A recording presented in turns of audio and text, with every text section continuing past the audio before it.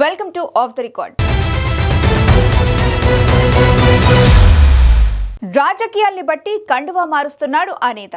ఇప్పటికే ముచ్చటగా మూడోసారి పార్టీ మారిన ఆయన ఈసారి తానున్న పార్టీలో రాజకీయ ఎదుగుదల కోసం ఎలాంటి రాజకీయం చేయబోతున్నాడు?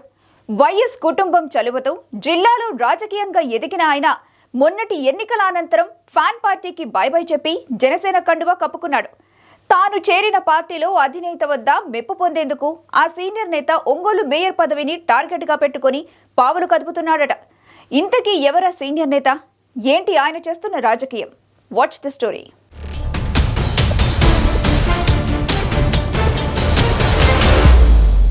ప్రకాశం జిల్లా రాజకీయాల్లో తనకంటూ ఒక గుర్తింపు తెచ్చుకుని జిల్లాను తన కనుసైగలతో వాటిని నడిపిన వ్యక్తి బాలినేని శ్రీనివాసరెడ్డి. మొన్న ఎన్నికల సమయంలో తన కామెంట్స్ తో నిరంతరం వార్తల్లో నిలిచారు. గత ఎన్నికల్లో వైసీపీ తరపున ఒంగోలులో ఎమ్మెల్యేగా పోటీ చేసిన బాలినేని ఓడిపోయారు. దీంతో జిల్లాలో వైసీపీకి పెద్ద దెబ్బ తగిలినట్టయింది. కొన్ని కారణాల వల్ల బాలినేని శ్రీనివాసరెడ్డి వైసీపీని వీడి జనసేన తీర్థం పుచ్చుకున్నారు. బాలినేని జనసేనలో జాయిన్ అవ్వడంతో ఒంగోలులో జనసేన పార్టీ రెండు వర్గాలుగా చీలిపోయింది. దీంతో ఒంగోలు కార్పొరేషన్ మేయర్ పీఠంపై వైసీపీ ప్రభుత్వం కాకుండా కూటమి ప్రభుత్వం ఉండాలని ఎమ్మెల్యే అనుకోవడంతో కార్పొరేషన్ లో అలజడి మొదలైంది.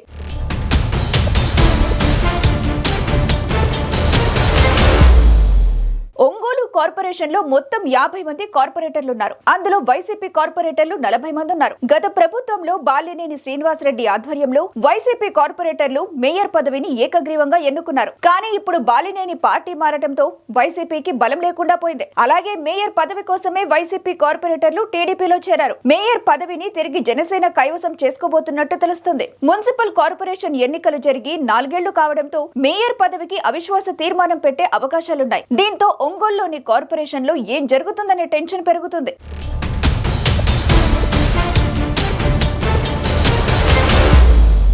కూటమి ప్రభుత్వం ఏర్పడిన తర్వాత ఒంగోలులోని మేయర్ పదవిని టీడీపీ కైవసం చేసుకోవాలని భావించింది. గత కార్పొరేషన్ ఎన్నికల్లో టీడీపీ కేవలం 6 స్థానాలు గెలుచుకోవడంతో మేయర్ పీఠం దక్కించుకోవడానికి అవకాశం లేకుండా పోయింది. కానీ టీడీపీ ప్రభుత్వం ఎలాగైనా సరే మేయర్ పదవిని దక్కించుకోవాలని దామచర్ల పట్టుబట్టి కూర్చున్నారు. అదే సమయంలో బాలినేని శ్రీనివాసరెడ్డి వైసీపీ నుంచి జనసేనలోకి మారటం, దీంతో వైసీపీ కార్పొరేటర్లందరూ ఎటువైపు వెళ్లాలో తెలియక అయోమయంలో ఉండిపోయారు. ప్రస్తుతం మేయర్ గా ఉన్న గంగాన సుజాత మేయర్ పదవి ఎక్కడ పోతుందో అన్న భయంతో తన అనుచరులతో కలిసి టీడీపీలో చేరిపోయారు. దీంతో ఒంగోలు మున్సిపల్ కార్పొరేషన్ లో మేయర్ పీఠం టీడీపీ చేతుల్లోకి వెళ్లింది. అయితే వైసీపీ కార్పొరేటర్లు చాలా మంది తాజాగా జనసేన కండువా కప్పుకున్నారు.